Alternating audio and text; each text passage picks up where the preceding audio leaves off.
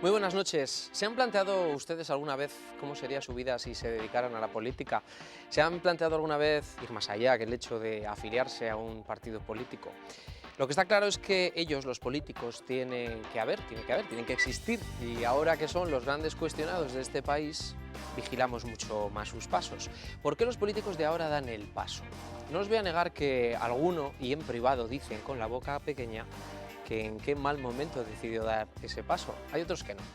Creo que de esos es nuestra invitada de hoy. No se lo he preguntado antes de empezar, pero lo voy a hacer ahora mismo. A Rosa Díez, candidata de UPyD a la presidencia del Gobierno de España. Rosa, muy buenas noches. Hola, ¿qué tal? Buenas noches. Gracias por haber venido Encantada. y haber hecho hueco en esta agenda alocada que tiene que tener estos días, ¿no? Ya con el inicio de campaña. Completita, Completita.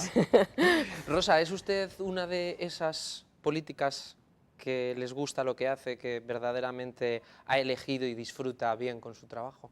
Sí, yo soy una política vocacional. Yo creo en la política, creo que la política y la democracia son inseparables, que para vivir en democracia hay que hacer política y creo además que naturalmente que todos los ciudadanos son políticos. O sea, que lo que diferencia a una persona que vive en un país democrático de otra que vive en un país que no es democrático es que los ciudadanos tenemos derechos políticos y el ejercicio de esos derechos políticos es lo que nos convierte en ciudadanos. Algunos además dedicamos nuestra vida a la actividad política, pero los ciudadanos que ejercen sus derechos son políticos. No hay una clase política y ciudadanos, sino que hay ciudadanos que ejercen derechos políticos y que son políticos, y hay otros ciudadanos que además dedicamos nuestra vida, nuestra tarea a hacer política.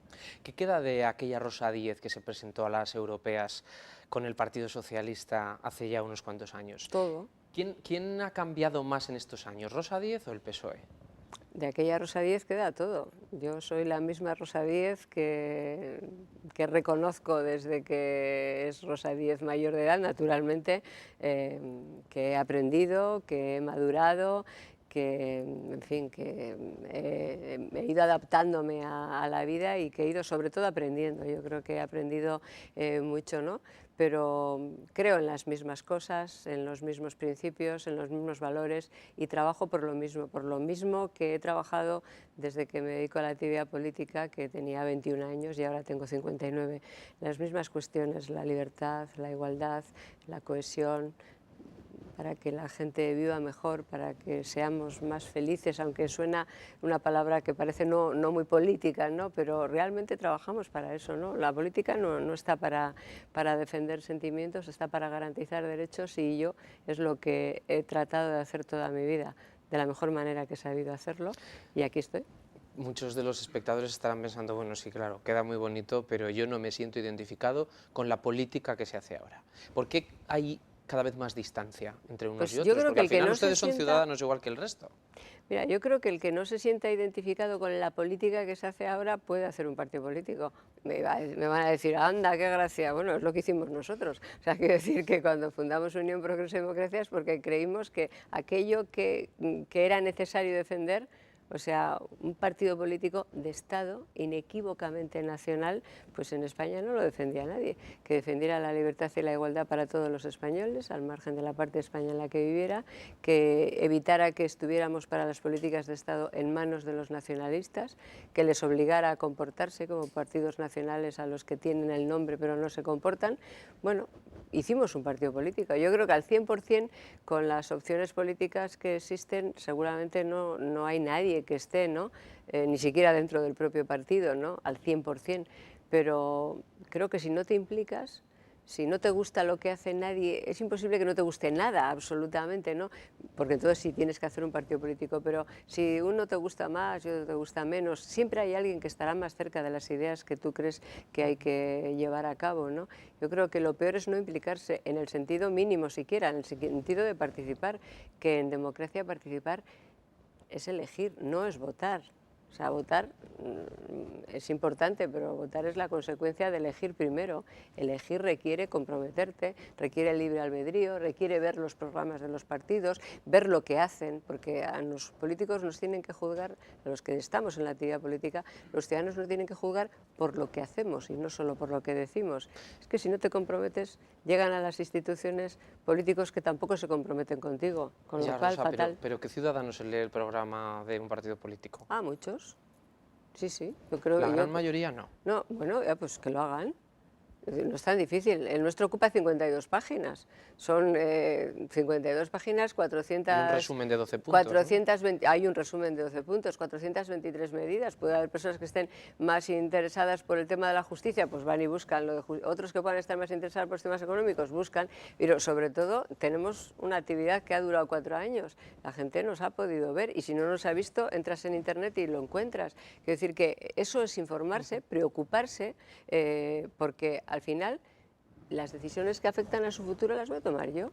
¿Usted no le parece que tiene derecho a tratar de cuestionarme y a elegirme y no a pasar y que yo decida sobre el futuro suyo, sobre su pensión y sobre la educación de sus hijos? Porque dice, va, yo paso, que no me gustan nada, paso. Pues si tú pasas, otros deciden por ti. Entonces, hay que interesarse. Si hay una reunión en la escalera de su comunidad y van a decidir sobre el ascensor que está averiado y usted vive en el quinto, ¿a qué baja la reunión? ¿A qué va para decir, oiga, no, que hay que arreglar lo que a mí me afecta, que no puedo subir? ¿A qué va? ¿A qué no dice, bueno, pues que decidan los de la planta baja? No, porque tiene muchas posibilidades de que no tomen una decisión que tenga en cuenta sus intereses. Sí, Rosa, pero vamos a ir al grano, vamos a hablar de la economía, porque ahora parece que los datos cada vez, yo no me voy a atrever a decir que son peores, pero estamos hablando de crecimiento cero. Estamos hablando de que esto no tira hacia adelante. Hemos oído ya la palabra recesión. ¿Qué es lo que hay que hacer? El próximo presidente que salga de las urnas, ¿cuál sería la primera medida que debería tomar? Bueno, yo creo que hay que hacer un diagnóstico cabal de lo que pasa en España. En España tenemos una crisis económica y una crisis social, que es la de los 5 millones de trabajadores en paro, de personas que están en paro, pero además tenemos una crisis institucional, una crisis política. Si no nos enfrentamos a ella, no podremos resolver los problemas económicos. Una crisis política institucional que tiene que ver con nuestro modelo de país. España es insostenible. Hemos venido construyendo un país que es inviable en términos políticos. Ya lo era cuando la situación económica era buena, porque este modelo de país de 17 de todo es inviable porque genera desigualdad, rompe la cohesión, genera grandes fracturas entre unas partes de España y otras partes de España, por tanto entre los ciudadanos, y además es insostenible económicamente. Entonces lo primero que hay que hacer es revisar el modelo territorial del Estado, porque este Estado, insisto, que hemos venido construyendo es insostenible. Si no nos enfrentamos con eso, no podremos enfrentarnos con éxito a la crisis económica y por tanto a la crisis de empleo. Por supuesto que hay que hacer una fiscalidad común, una fiscalidad más progresiva y más justa, por supuesto que hay que cambiar la ley que regula las relaciones laborales, que hay que tomar muchas decisiones en materia de justicia, en materia de sistema financiero, cuestiones que nos afectan a nosotros como españoles, pero como no cambiemos lo primero de todo, como no nos enfrentemos lo primero de todo a nuestra estructura como país, que es lo que nos diferencia del resto de países de Europa, pues no podremos salir de la crisis y el que gane las elecciones tiene que enfrentarse con esto. Hay que revisar la Constitución, para cerrar los techos competenciales y para que el Estado recupere determinadas competencias que son fundamentales para garantizar la igualdad y la cohesión. En España hay 17 mercados interiores. Estamos pidiendo que haya un mercado único en Europa con una fiscalidad común, con una política europea común, económica común, con un tesoro común, y en España tenemos 17 de todo. No se pueden mover ni las personas ni las empresas. O sea, hemos venido construyendo un país, insisto, que es inviable en lo político, insostenible en lo económico. Hay que enfrentarse con eso. ¿Qué competencias aboga usted que hay que devolver al Estado? Pues la primera de ellas, la educación y la sanidad, las primeras de ellas. Lo primero, las dos son competencias que tienen que ver con derechos básicos de los ciudadanos. Quien proclama el derecho básico tiene que tener los instrumentos para hacerlo efectivo, de forma que esté garantizada la igualdad para todos los españoles al margen de la parte de España en la que viva, porque las consecuencias de que eso no sea así ya las estamos sufriendo en este momento. El derecho a la salud, a las cuestiones básicas en materia de atención sanitaria lo tenemos por ser españoles, pero depende de la parte de España en la que viva, lo disfrutas o no lo disfrutas. disfrutas. Lo disfrutas hasta el 30, hasta el 60 o hasta el 20 o hasta el 80. Quien proclama el derecho, que es el gobierno central y es una ley nacional, tiene que tener los instrumentos para hacerlo efectivo. Lo mismo digo con la educación. 17 sistemas educativos nos ha llevado a estar a la cola de los países OCDE. Ahí el 50% de los jóvenes en España está en paro. 1 de cada 3 jóvenes no termina los estudios básicos. Los que han terminado sus estudios e incluso tienen buenas calificaciones y tienen másters y especializaciones, se tienen que ir de España porque su formación no tiene nada que ver con el empleo que existe en España, con la estructura económica de nuestro país. Hay que terminar con esta situación y esa tiene que ser una competencia que recabe el Estado para sí, porque la educación es el instrumento más igualitario, más cohesionador y más competitivo que tiene un país en su mano. Tiene que ser competencia del Estado. No puede haber 17 políticas hidráulicas, es otro ejemplo. Los ríos no pueden tener también fronteras, como se ha venido haciendo. Hay, en fin, una serie de competencias que tienen que ver con lo básico, con lo cohesionador, con aquello que proclama y que defiende igualdad, justicia, que tiene que ser competencia del Estado.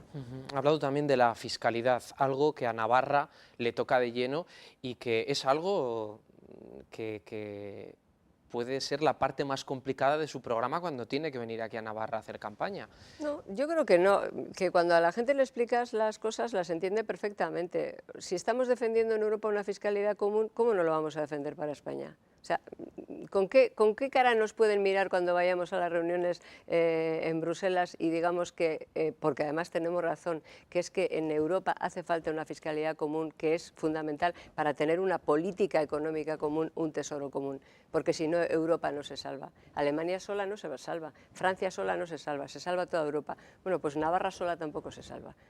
No puede haber una fiscalidad propia para Navarra, otra fiscalidad propia para el País Vasco y luego la fiscalidad común para el conjunto de España, que por supuesto ya tiene elementos que en este momento están reclamando lo mismo, ¿no? Lo está reclamando Cataluña, el PSOE en Cataluña está de acuerdo con la reclamación de una fiscalidad propia para Cataluña.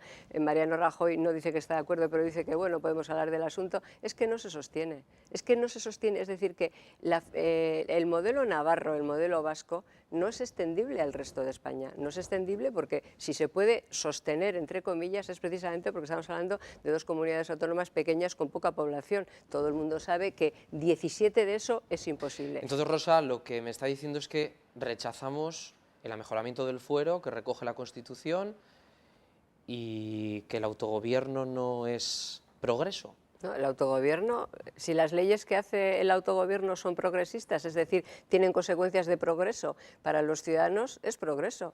Pero el progreso no está determinado por el modelo territorial, el progreso está determinado por las consecuencias que tienen las leyes que se hacen. O sea, que un país centralista puede ser muy progresista porque sus leyes tienen consecuencias de progreso y un país confederal o federal puede ser muy regresivo o viceversa. O sea, son las leyes, las consecuencias de las leyes las que son progresistas. A ver, ¿para qué le vale a Navarra el amejoramiento? ¿Para que se haya triplicado el coste de los consejos de administración de la Caja de Ahorros en los últimos años? ¿Para eso necesita más dinero Navarra? Que eso se triplica, pero a la vez se rebajan los recursos destinados a educación, destinados a sanidad, destinados a la formación continua de profesores. No, además, ¿es extendible para todos los españoles? No, ¿verdad? Bueno, pues si no es extendible, no es un derecho, es un privilegio. Los navarros tienen derechos porque son españoles. No tienen derechos por encima de los del resto de los españoles, ni los vascos tampoco. O sea que los navarros son solidarios con el Estado, Rosa, eso no lo puede usted negar. Son parte del Estado. No, pero el modelo fiscal navarro no se puede extender al resto de España. No lo pueden disfrutar en Madrid, ni lo pueden disfrutar en Andalucía, ni lo pueden disfrutar en Galicia.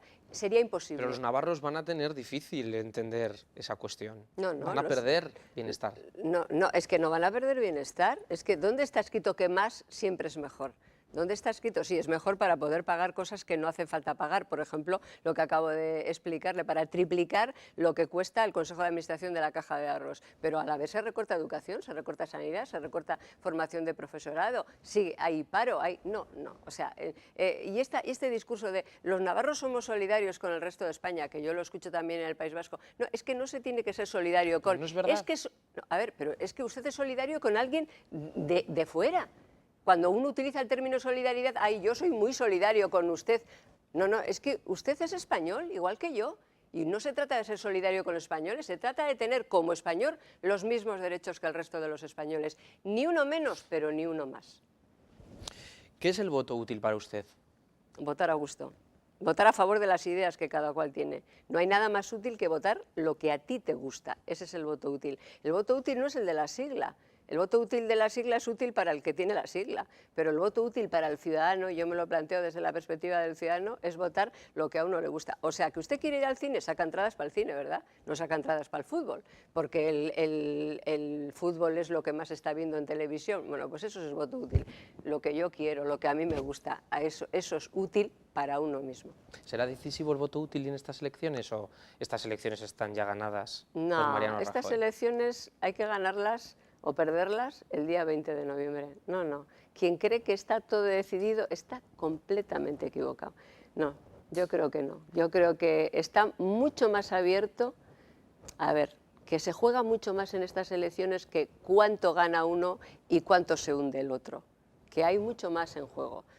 Yo creo que en juego está que haya una fuerza política nacional que les obligue a comportarse y que evite que en el futuro sigan decidiendo sobre cuestiones de Estado partidos políticos que no creen en el Estado español porque creen que cada comunidad autónoma es una nación y por tanto tiene que ser un Estado. Creo que hace falta en el Congreso de los Diputados una fuerza política inequívocamente nacional en términos de española. Por cierto, somos el único partido político que se presenta en toda España en solitario, con las mismas siglas, el mismo programa y candidatos elegidos de la misma manera en primarias. El único, ni el PP ni el PSOE se presenta de esa manera. Izquierda Unida se presenta con 20, o sea que menos todavía. ¿Y cuándo cambiará el hecho de que ustedes necesiten muchísimos más? Estamos hablando de miles y miles de votos para conseguir un escaño. ¿Por qué? ¿Cuándo va a cambiar esto de que no valga lo mismo un voto en Andalucía que en...? Cuando cambiemos la ley electoral, la ley